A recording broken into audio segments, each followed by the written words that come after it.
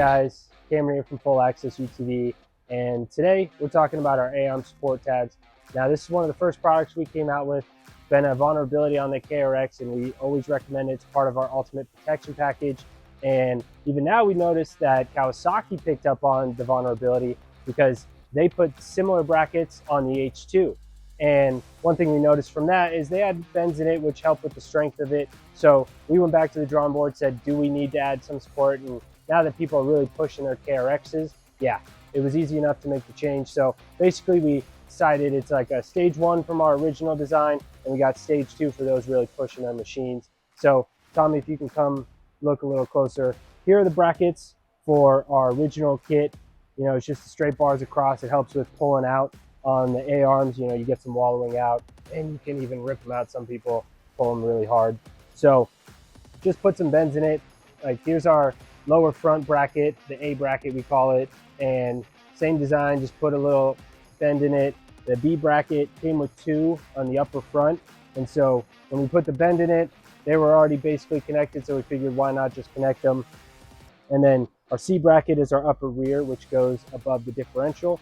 And with this bend in it now, you get some compression strength. So the normal design, as you're doing some jumps, you're getting that pulling outward, and as you're landing now, you're getting some compression. So as people are running bigger tires and portals and things, they're putting a lot more strain on the KRX.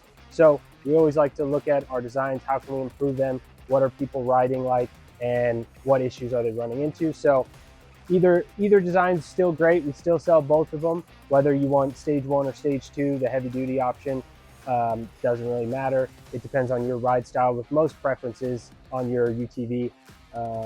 Outside of that, basically the same design, same strength. Now you get a little bit more on the compression side. So we're going to go ahead and get started with the install. We're going to go ahead and do A, B, and C together so you can see what it's like. It's real super easy to install. And that's that. All right, guys, for this install, we want to talk about a little bit about the tools that you'll need. Getting all the factory hardware off, you'll need a 17mm socket, wrench, get all the nuts and bolts off. One thing you will also need for the upgraded hardware that we give you for the B bracket is a 16mm and an 18mm for the nuts. You'll need a socket and a wrench for those. You may also need some extension pieces and a wobble getting the C bracket off above the diff. It's a little hard to get to from that angle. If you don't have a winch in place, you can use an impact, get that off, an electric ratchet, whatever you feel is necessary. And on the upper rear bracket above the diff, you know, the A-arm, the backside of it, when the bolt's out, it does come down a little bit. So as you're putting it back in, you may need a pry bar or 2x4 just to push that back into place. And if you're doing it by yourself, this driver's side does give a little bit of, it fights you sometimes. So you may need a ratchet strap to hold it in place. If you have a buddy, you may just push on the top of the tire to get it back into place. Other than that, pretty simple install, and we're gonna go ahead and get started now. All right, guys, so we'll be doing the install of the A bracket. This is probably the easiest one. You just need to remove these 2 nuts on either side. They are 17mm, so get yourself a wrench and a socket, and then just take them off.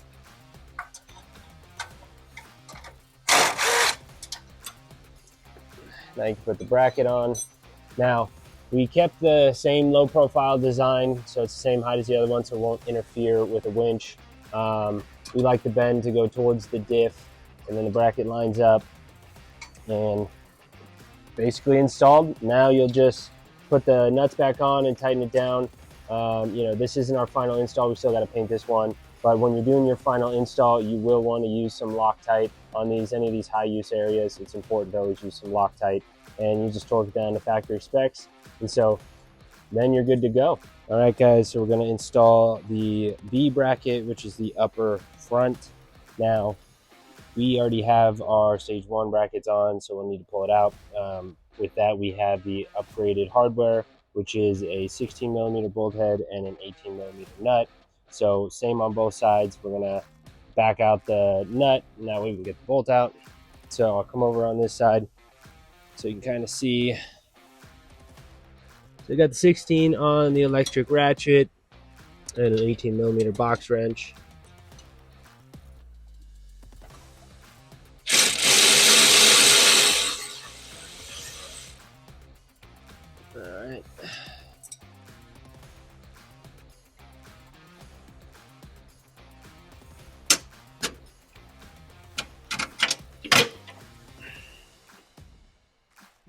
bracket's free. Come over here, do the other side.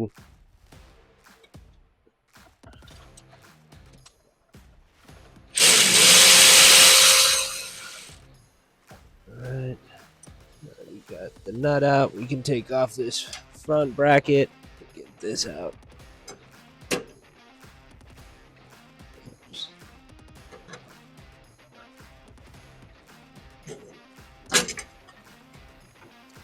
And if you don't have this already installed and you have the factory hardware, it is 17 millimeter for both nut and the bolt. So now we'll be reusing our upgraded hardware, and we'll line the new bracket up, get it in place. Get that bolt in there. Now I don't want to go all the way through the other side, just enough so we can get some threads on the nut.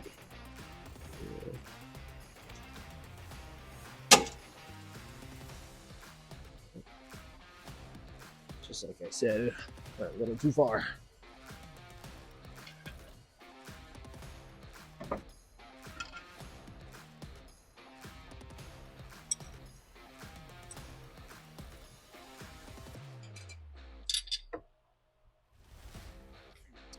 It's a little tricky. Get your hand in from that side.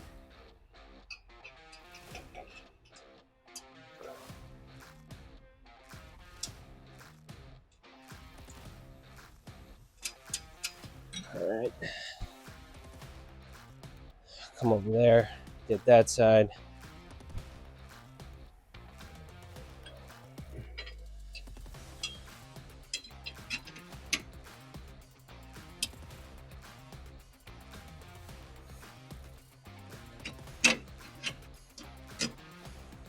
There. Get this nut started, then you'll tighten it down. Now this isn't our final install. We still need to powder coat that, so we'll take it off. But when you're doing the final install, you'll want to use some Loctite and torque it down to factory specs, and you're good to go. So we'll move on to the C bracket. All right, guys, so we'll be installing the C bracket, the upper rear above the differential. You'll notice we do already have the nuts and bolts out because we took off our original stage 1 brackets. You'll need the 17 millimeter to take out the nuts and the bolts, those factory ones. And the next step you're going to want to look for is the sensor clips right here. You just push down on the tabs that are closest to where the wires meet it. Push down, you hear a click. You can just push them out. They don't need much force, so you don't need to apply too much pressure. If they're not coming, you didn't unclip it all the way. So that way you get some freedom, because we're going to put the bar in just underneath those. And put the bar in a little bit, and then tell me if you want to come around. The other step you want to watch for is this breather tube. You'll make a little contact with it as you're putting it in, so just be cautious of it. You just want this bend to clear part of this frame right here as you get it in, and slides in. Now you can put the bolts in, and we'll start lining it up. So I'm gonna hit this passenger side, and if you have your 2x4 pry bar, as you can see, some of the back of the A-arm does come out just a little bit. So line it up, the pry bar goes right in. And then on the driver's side, same thing. If I forgot to mention, you need to jack it up as far as you can. You leave some of the weight on the tires, and you can still see from that angle. Get my arm in, line it up, and then get the pry bar in place.